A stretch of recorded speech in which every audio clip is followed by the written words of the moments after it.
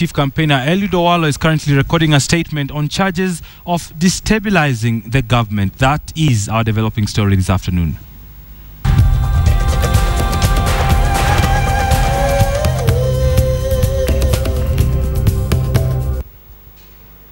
Welcome to the program. Former Prime Minister Raila Odinga's aide Eliud Owalo is at this hour recording a statement at the Criminal Investigations Department headquarters. Owalo was summoned to report before the CID of an alleged plot to destabilize the government.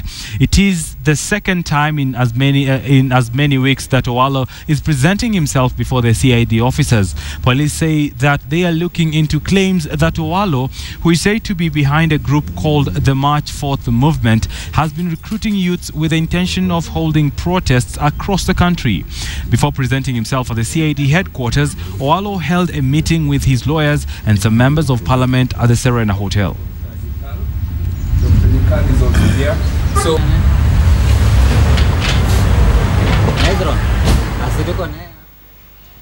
Staying with that story, now joined by Mahmoud Mohammed, who is at the CID headquarters to bring us the very latest by way of phone regarding Eliud Owalo. Good afternoon, Mahmoud.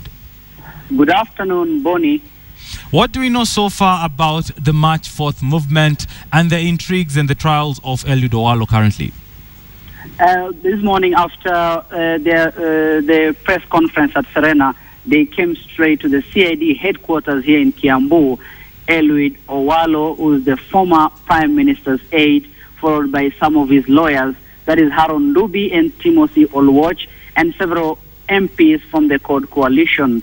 Also, at the same time, when he was still recording the statement, there were people who are, it's an amorphous group, which some of them are believed to be the March 4th movement, and others wearing T-shirts that have been written on the back, "Democracy on Trial." So they are all of them outside the CID headquarters, and Owalo has just come out of the building, and these guys are showing support, and they are condemning the government on like a small demonstration outside here. Mahmoud, please describe to us this group calling itself the March 4th movement. According to, it's not clear whether it's the March 4th movement or but it clearly shows some of them have T-shirts that are wearing on ODM T-shirts. Others are written on "I support the petition," which is connected to the Supreme Court's ruling on the petition that was presented by the Code Coalition against IBC some times back. So the group is a very big group, and it's outside here.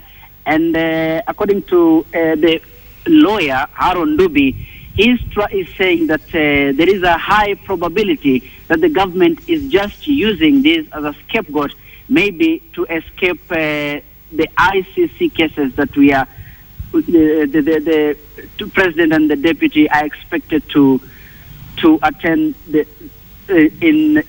by next month. So at the moment, it's still not very clear on the allegations that the lawyers of Eliud Owalo are giving, but we'll still keep a tab on this, and we'll give you more information once we get that. Mahmoud, final question. We do understand that Owalo would be issuing a press briefing any minute from now. What is happening currently at the CID headquarters, and what's next for Owalo? Still, as I've just told you, that they have all moved out. The members of parliament and his lawyers, they have come out of the buildings, and they are going to hold a press briefing shortly.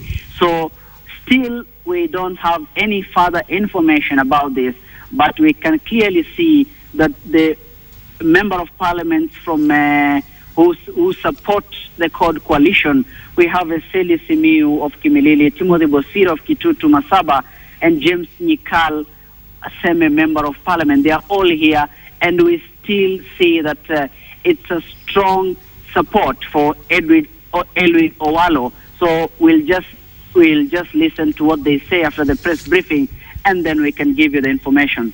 All right, Mahmoud Mohammed, many thanks for bringing us that info. And of course, we'll be getting back to you with the very latest regarding that. We do know that ODM, or rather CORD chief campaigner Eliud Owalo, is currently recording a statement at the CID headquarters over charges of having a plot to destabilize the government. That is our developing story, and we'll be giving you that particular story as and when it unfolds.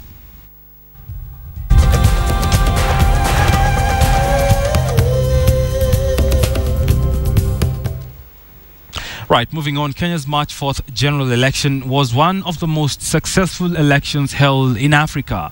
The Independent Electoral and Boundaries Commission says the poll was a huge success and that the commission could not make every party involved happy. IEBC commissioners and CEOs spoke to journalists in Nairobi before going into a closed-door meeting with the Editors Guild. The commission, which has been under fire for publishing the late results of the March 4th election, said Kenyans should understand that the poll was the most complicated election held in Kenya's history. The commission said it was all set for the upcoming Makueni by-election, citing that security has been beefed up in the county ahead of the poll. We set out to do a very good election. It might not have been perfect because, as I say, a perfect election has not been conducted. In our own evaluation or in our own policies, we have set out to look at what we did, to thoroughly interrogate the processes and the results of what we did. And we are doing that through what is called a post-election evaluation.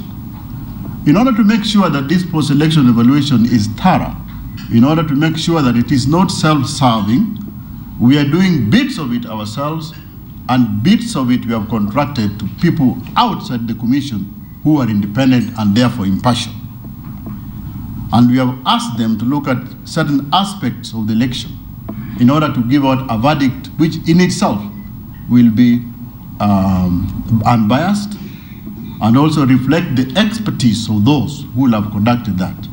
Makueni, of course, as you've seen from the news and the cases that have emerged, it's going to be a tight race also, and of course bringing in again the same old fight of Jubilee CORD. But we are hoping that with the arrangements we put in place, we will be able to have a successful election which will be free, fair, transparent, and of course above all peaceful.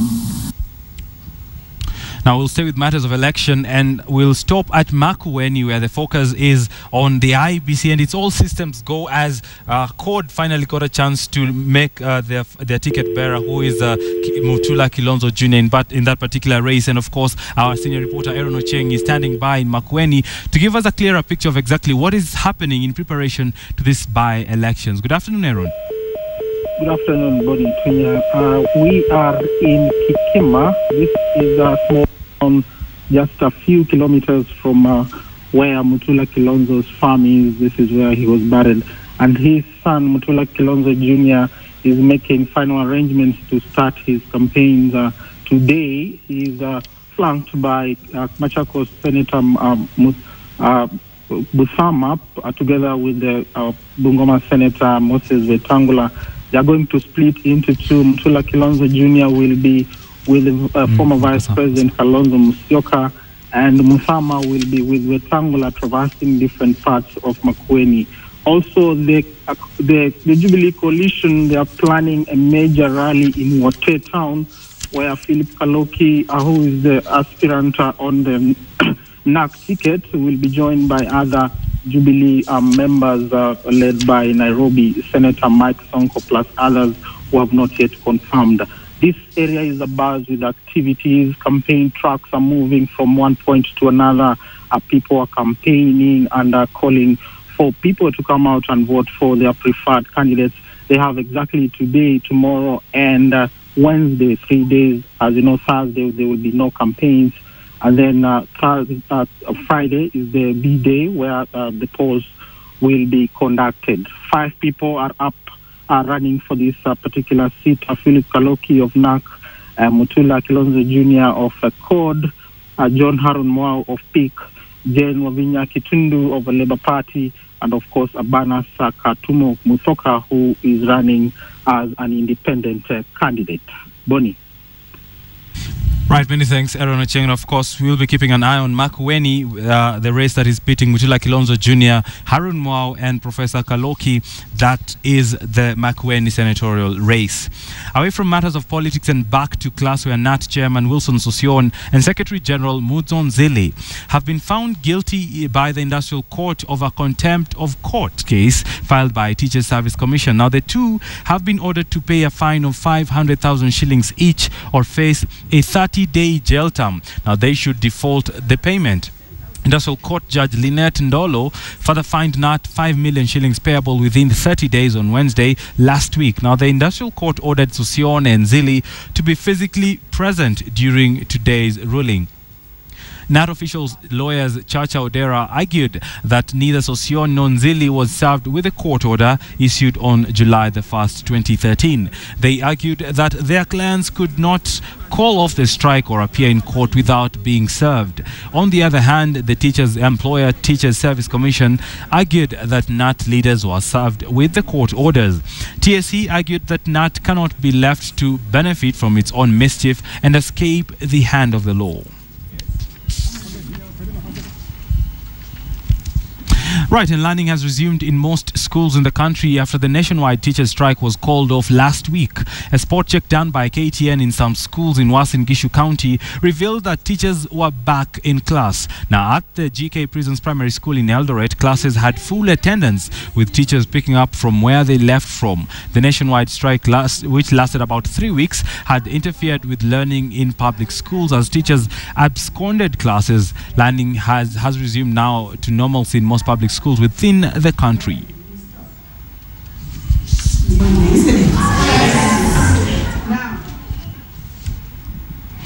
Well, we remain with matters of education, and teacher absenteeism has been identified as one of the key factors contributing to the dwindling education standards in public schools. A report on literacy levels in Kenya's public schools revealed today by Uwezo Kenya identified this worrying trend and also pointed out that a majority of primary school children do not have competencies expected of them in the education level. In a disturbing revelation, Uwezo Kenya noted that more than 20% of learners in class 6 and 8 cannot tell the meaning of the colors in the Kenyan flag. In a preliminary report before release of the full literacy survey tomorrow, Uwezo Kenya's finding poses serious questions on the status and quality of education in public schools. The learning gap is still worrying, is still too low.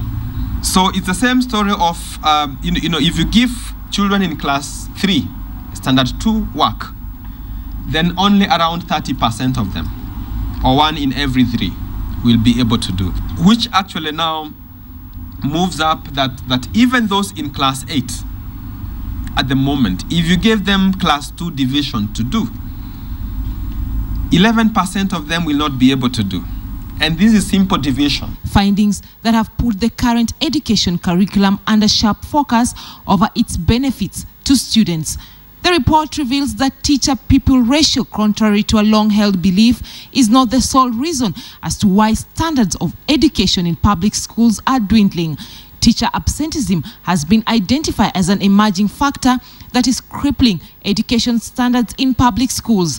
The trend is more common in Narok at 21%, in Nairobi at 17%. Unless we help to shift the debate from inputs going into education, laptops, teachers, classes, and all that, to outcomes, the proportion of children benefiting from the schooling experience now, then we are not going to help Kenya. Uwezo Kenya noted that more than 20% of learners in class 8 and 6 cannot tell the meaning of the colors in the Kenyan flag. We asked them 2 things. First of all, what is this? So we are able to tell you of all the 153,000 children that we assessed, how many of them recognized the flag, the Kenyan flag. And the second question was point to one color. And we asked them, what does this mean on the Kenyan flag? And we have interesting statistics. The report, which revealed that shortage of textbooks in public schools is compromising quality of education, also highlighted that boys are lagging behind in terms of competency acquisition, with the exception of Northeastern Province. And as the teachers' strike came to an end, Uwezo Kenya says debate should be shifted to holding government and learning institutions accountable for education funds to ensure they are channeled to their intended course. Zipporah Karani, KTN Live at 1, Nairobi. Well, I need to catch a breath, but coming up after this short break, I'll be telling you why Safaricom is not yet done with Bob Collymore. Stay tuned.